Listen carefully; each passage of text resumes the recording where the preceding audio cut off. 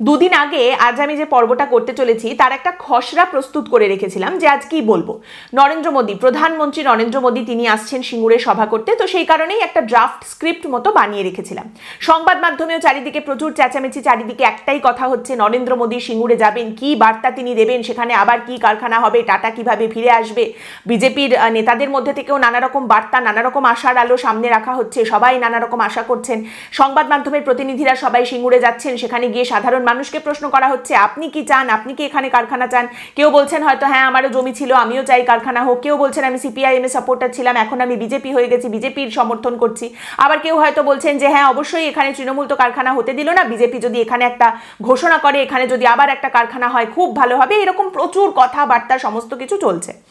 তো ফাইনালি নরেন্দ্র মোদী প্রধানমন্ত্রী তিনি সিঙ্গুরে এলেন, তিনি সভা করলেন এবং তার যে দীর্ঘ বক্তব্য তিনি সামনে রাখলেন সেখানে অনেক কিছু নিয়েই তিনি কথা বললেন। শুধু শিল্প, কারখানা, বিনিয়োগ এই নিয়ে কোনো রকমই কোনো কথা সামনে এলো না।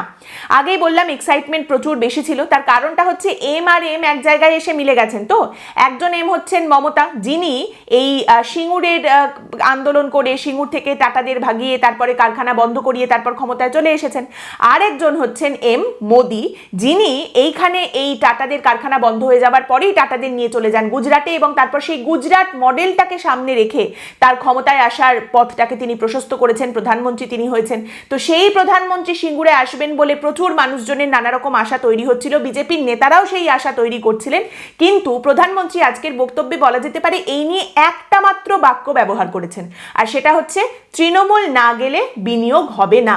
এবার দেখুন তার বক্তব্যের মধ্যে আজ সব কিছু এসেছে, আলু এসেছে, পেঁয়াজ এসেছে, ত্রিপুরা এসেছে, দিল্লি এসেছে, জল এসেছে, শুধু আসেনি সিঙ্গুর কারখানা, বিনিয়োগ বা শিল্পের কথা। ওই যে বললাম একটাই লাইন তিনি বলেছেন।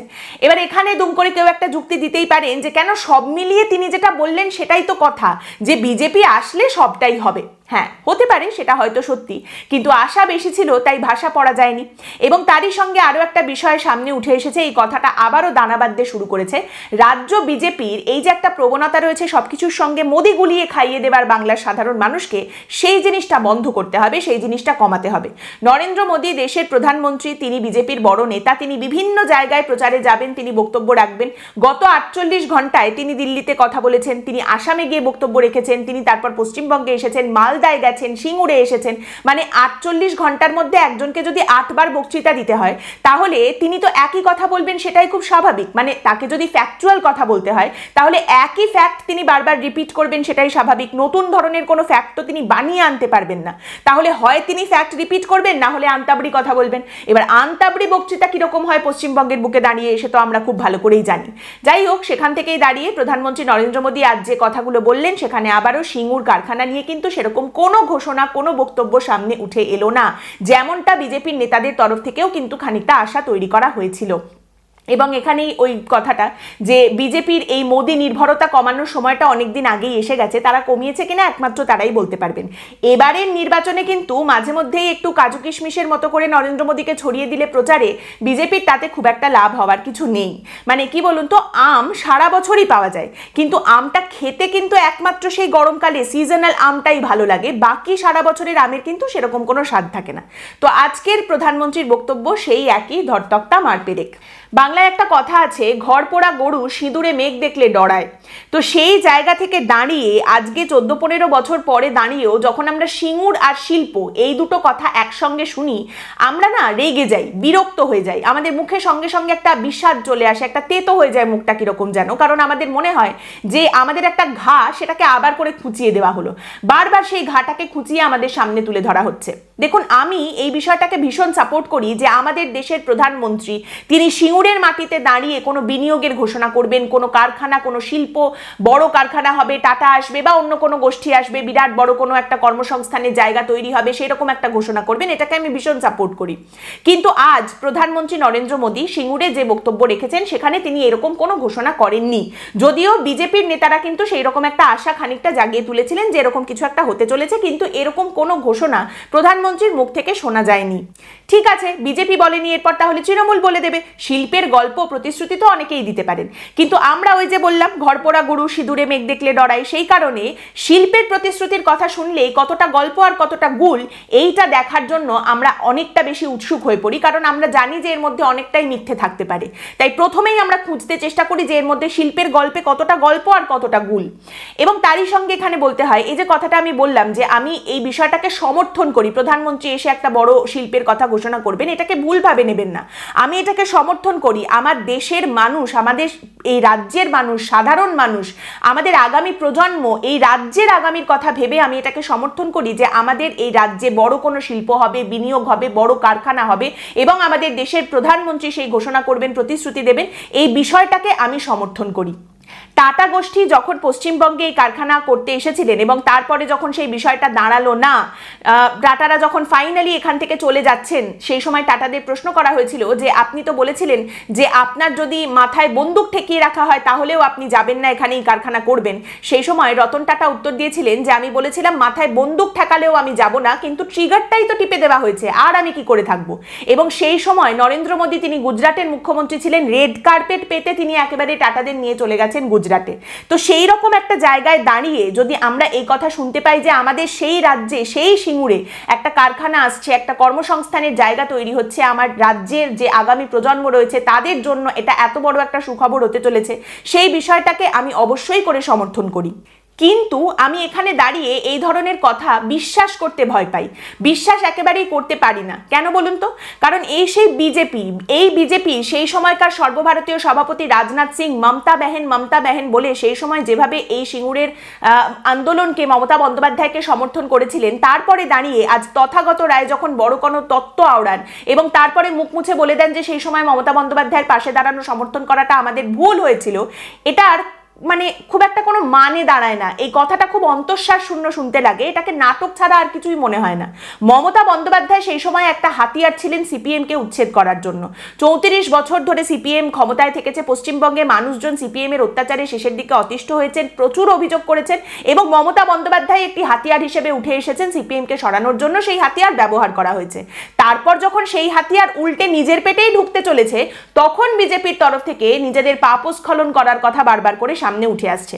কিন্তু পশ্চিমবঙ্গের মানুষের বুদ্ধি কি সত্যি এতটা হাঁটুতে যে শুভেন্দু অধিকারী যখন আজ এই কথাটা বলেন যে না, মমতা বন্দ্যোপাধ্যায়ের সঙ্গে সেই সময় আন্দোলনে থাকাটা ভুল ছিল, বা মমতা বন্দ্যোপাধ্যায়ের সঙ্গে যে আন্দোলন, সেই আন্দোলনে কিন্তু আমি কখনোই কারখানার বিরোধিতা করিনি, শিল্পের বিরোধিতা করিনি, এটা মানুষজন খুব বিশ্বাস করে নেবেন, মানে এটা খুব বিশ্বাসযোগ্য একটা কথা হিসেবে সামনে উঠে আসে। শুভেন্দু অধিকারী একসময় সেকুলার ছিলেন, আজ সনাতনী হয়েছেন। একটা সময় নরেন্দ্র মোদীকে উঠতে বসতে গাল পারতেন, প্রচুর গালাগাল করতেন নরেন্দ্র মোদীকে, এখন তিনি মোদীর চেলা হয়েছেন, নিজেকে ছোট মোদী বলতে তিনি ভালোবাসেন। তো সেই শুভেন্দু অধিকারী যখন আজ বলেন যে আমি কিন্তু কখনোই কারখানার বিরোধিতা করিনি, শিল্পের বিরোধিতা করিনি, বিনিয়োগের বিরোধিতা করিনি, আমি শুধুই জোর করে যে জমি অধিগ্রহণ করা হচ্ছিল তার বিরোধিতা করেছি, তার বিরুদ্ধে আন্দোলন গড়ে তুলেছি, এই কথাটা শুনলেই মনে হয় আরে এটা তো কিরকম শোনা শোনা লাগছে, এটা যেন আর কার মুখেও আমরা শুনেছি। কার মুখে বলুন তো? পার্থ চট্টোপাধ্যায়, আমাদের রাজ্যের প্রাক্তন শিক্ষামন্ত্রী, শিল্পমন্ত্রী পার্থ চট্টোপাধ্যায় 2021-এ পিটিআইকে একটা সাক্ষাৎকার দেওয়ার সময় পার্থ চট্টোপাধ্যায় এই কথাটা বলেছিলেন যে টাটাদের সঙ্গে তো আমাদের লড়াই কোনোদিনই ছিল না, আমরা কিন্তু টাটাদের বিরুদ্ধে কোনো লড়াই করিনি, তাদের সঙ্গে আমাদের কোনো রকম কোনো গন্ডগোল নেই। পশ্চিমবঙ্গে সিঙ্গুরে যা হয়েছে তার দোষ টাটাদের কখনোই দেওয়া যায় না। বাম শাসকের জোর করে জমি অধিগ্রহণের বিরোধিতা আমরা করেছি, তার বিরুদ্ধে আমরা আন্দোলন গড়ে তুলেছি। টাটাদের নাম দেশে বিদেশে অত্যন্ত সম্মানের সঙ্গে নেওয়া হয়। পশ্চিমবঙ্গে যদি তারা বিনিয়োগ করতে আসেন, অবশ্যই আমরা তাদের স্বাগত জানাবো। শুভেন্দু অধিকারীর যুক্তি যদি এখানে ঠিক হয়, তাহলে পার্থ চট্টোপাধ্যায়ের যুক্তিও ঠিক, আর এই যুক্তির উপরে দাঁড়িয়ে শুভেন্দু অধিকারী পার পেয়ে যাবেন। ঠিক একই রকম ভাবে, ঠিক একই দাবির ওপরে দাঁড়িয়ে স্যান্ডো গেঞ্জি পরে সেই যে ববি হাকিম টাকা নিয়েছিলেন, সেই ব্যাপারটা থেকেও চোখ ঘুরিয়ে নিতে হয়, কারণ শুভেন্দু অধিকারী সেই ঘটনা থেকেও তো চোখটা ঘুরিয়ে নিতে হয়। এবার দেখুন, আপনি চোখ ঘুরিয়ে নিতেই পারেন, অনেক কিছু এড়িয়ে যেতেই পারেন, ইতিহাসকে অনেক পথে অনেকে ঘুরিয়ে আপনার সামনে রাখতেই পারে, কিন্তু ইতিহাস ভুলে তো যাবে না। যেমন ইতিহাস ভুলে যাবে না যে পশ্চিমবঙ্গে একজন বাম নেতা ঘেরাও শব্দটার আমদানি করেছিলেন, যেখানেই যা পছন্দ হচ্ছে না কারখানার মালিককে ঘেরাও করে বসে পড়ো। প্রথমে প্রথমে সেটা শ্রমিকদের অধিকারের লড়াই দিয়ে শুরু হলেও পরবর্তীকালে সেটা কোথায় পৌঁছেছিল সে তো বাম নেতারাও এখন খুব ভালো করেই জানেন। এবং তারই সঙ্গে ইতিহাস ভুলে যাবে না যে জ্যোতি বসু, যে বুদ্ধদেব ভট্টাচার্যকে নিয়ে এখন এত লালসেলাম, এত কথাবার্তা লেখা হয়, সেই জ্যোতি বসু, বিশেষ করে সেই বুদ্ধদেব ভট্টাচার্যকে মমতা বন্দ্যোপাধ্যায় ধাক্কা দিয়ে গদি থেকে ফেলার আগে, অনেক আগে তাদের এই বাম সরকারকে ফেলার ব্যবস্থা মোটামুটি তৈরি করে রেখেছিলেন ইউনিয়নের সেই সমস্ত নেতারা যাদের এই ঘেরাও টেরাও করেই খাতা চলতো। ইতিহাস ভুলে যাবে না যে মমতা বন্দ্যোপাধ্যায় সিঙ্গুর আন্দোলনের মাধ্যমে ক্ষমতায় আসার পরেও, এই 15 বছর ক্ষমতায় থাকার পরেও আজ পর্যন্ত পশ্চিমবঙ্গে একটাও হেভি স্কেল ইন্ডাস্ট্রি আনতে পারেননি, একটাও বড় কারখানা পশ্চিমবঙ্গে তৈরি হয়নি। এখনো পশ্চিমবঙ্গে শুধুমাত্র সেই মাঝারি, ক্ষুদ্র এবং কুটির শিল্পের কথা বলেই কিন্তু চলতে হয়। ক্ষুদ্র, মাঝারি এবং কুটির শিল্প অবশ্যই থাকবে, তার প্রয়োজন রয়েছে, কিন্তু বড় কারখানারও প্রয়োজন রয়েছে, সেই কথাটা কখনোই আর উঠে আসে না। অথচ প্রত্যেক বছর আমাদের রাজ্যে বিরাট বড় করে শিল্প সম্মেলন হয়, সেখানে বিরাট বড় বড় সমস্ত লোকজনকে নিয়ে আসা, প্রচুর টাকা পয়সা খরচ করে নানা রকম অনুষ্ঠান হয়, কিন্তু সেখানেও কোনো কারখানার কথা উঠে আসে না, শুধু এমওইউর কথা উঠে আসে।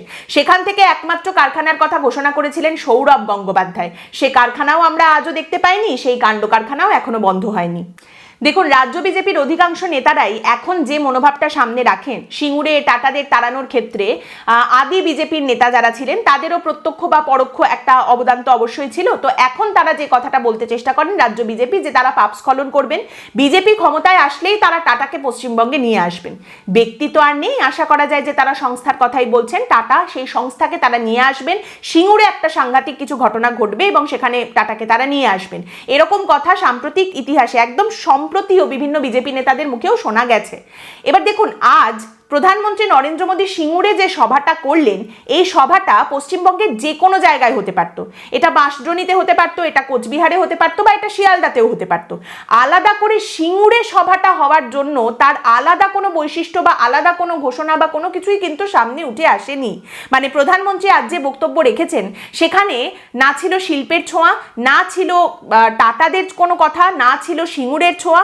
সাধারণ যে বিষয়গুলো নিয়ে প্রধানমন্ত্রী বিভিন্ন সময় বক্তব্য রেখে থাকেন, পশ্চিমবঙ্গে তৃণমূল কংগ্রেসের অত্যাচার, সিন্ডিকেট, জল, কেন্দ্রের বিভিন্ন প্রকল্প তৃণমূল কংগ্রেস হতে দিচ্ছে না, তাদের সরাতে হবে, সেই বক্তব্যগুলোই কিন্তু তিনি সামনে রেখে গেছেন।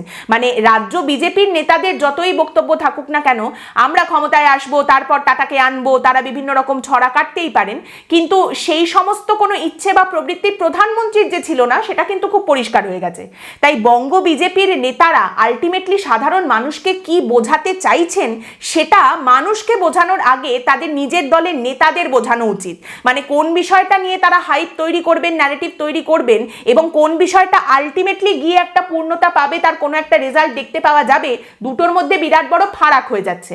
তাই এই বিষয়টা আগে নিজেদের দলের নেতাদের বোঝানো উচিত। তখন সেই সময় রাজনাথ সিং বা আরো বিশেষ করে তাপস রায় বা শুভেন্দু অধিকারীর ইকুয়াল অবদান ছিল টাটাকে পশ্চিমবঙ্গ থেকে তাড়ানোর পেছনে, যতটা মমতা বন্দ্যোপাধ্যায়ের ছিল।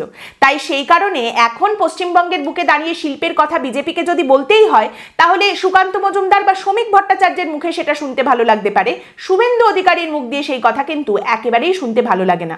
আজ আপনি বিভিন্ন সংবাদ মাধ্যমে দেখবেন সাংবাদিকরা কিন্তু এই অপ্রিয় কথাগুলো একেবারেই আপনাদের সামনে তুলে ধরবেন না। তারা আপনার সঙ্গে বেইমানি করবেন, তারা পশ্চিমবঙ্গের মানুষের সঙ্গে বেইমানি করবেন, পশ্চিমবঙ্গের আগামী প্রজন্মের সঙ্গে বেইমানি করবেন, পশ্চিমবঙ্গের সেই সমস্ত ছেলেমেয়ের সঙ্গে বেইমানি করবেন যারা কাজের জন্য বাইরে গিয়ে থাকতে বাধ্য হয়েছে, এবং যারা প্রত্যেকদিন রাতে বাবা মাকে ফোন করে আশ্বস্ত করে আমি এখানে ভাত ডাল মাছ খেয়ে খুব আনন্দে দিন কাটাচ্ছি, এখানে সব পাওয়া যায়, কিন্তু সেই ছেলেটা বা মেয়েটা হয়তো রাতের বেলা ম্যাগি বা শুকনো মুড়ি খেয়ে ঘুমাতে যাচ্ছে। দেখুন, যে ব্যক্তি মারা গেছেন তাকে নিয়ে অনেক কিছু বলা যায়, অনেক মিথ্যেও বলে দেওয়া যায়। আজ রতন টাটা তিনি বেঁচে নেই, এমনিতেও তিনি খুব একটা কিছু বলতেন না, ভদ্র মানুষ ছিলেন, আর এখন তো তিনি বেঁচে নেই, অতএব তার ডিফেন্সে এসে তিনি অনেক কথা বলতেও পারবেন না।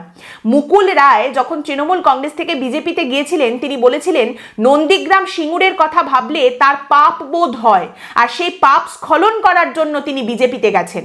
এমন পাপ স্খলন করলেন যে সেই বিজেপি থেকে ঘুরে ফিরে আবার তৃণমূল কংগ্রেসে চলে এলেন। কত কেজি পাপ স্খলন করতে পেরেছিলেন কে জানে, ওয়াশিং মেশিনের যতটা শক্তি ছিল ততটাই হয়তো। আজ অনেক বিষয় নিয়েই কথা হলো, দুর্গাপুজোর কথা হয়েছে, সিন্ডিকেটের কথা হয়েছে, তৃণমূলের অত্যাচার নিয়ে কথা হয়েছে, আগেই যেমনটা বললাম। এবং আপনি বলতে পারেন যে এগুলো কি গুরুত্বপূর্ণ নয়? আলবাত গুরুত্বপূর্ণ, অত্যন্ত গুরুত্বপূর্ণ ইস্যু। কিন্তু আপনি প্রশ্নটা করুন, মালদায় প্রধানমন্ত্রী যে বক্তব্য রাখলেন আর সিঙ্গুরে যে বক্তব্য রাখলেন তার মধ্যে পার্থক্যটা কোথায়? এই দুনিয়ায় কে আর আছে বলো ভাই যে পুরীতে গিয়ে মোমো আর দার্জিলিংয়ে গিয়ে মাছ ভাজা খায়?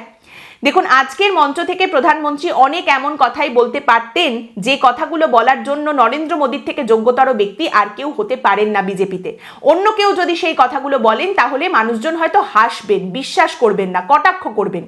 কিন্তু প্রধানমন্ত্রী নরেন্দ্র মোদী সেই কথাগুলো যদি বলতেন তাহলে মানুষ হয়তো আশ্বস্ত হতেন, বিশ্বাস করতেন। সেই রকম কথা বলার একটা মঞ্চ ছিল, সিঙ্গুরও ছিল, সেই রকম কথা বলা যেত, কিন্তু সেরকম কোনো কথা সামনে উঠে এলো না। আজকের পর্ব এখানেই শেষ করছি। আপনাদের মতামত অবশ্যই জানাবেন। পরের দিন দেখা হবে অন্য একটি বিষয় নিয়ে আলোচনায়। ভালো থাকবেন।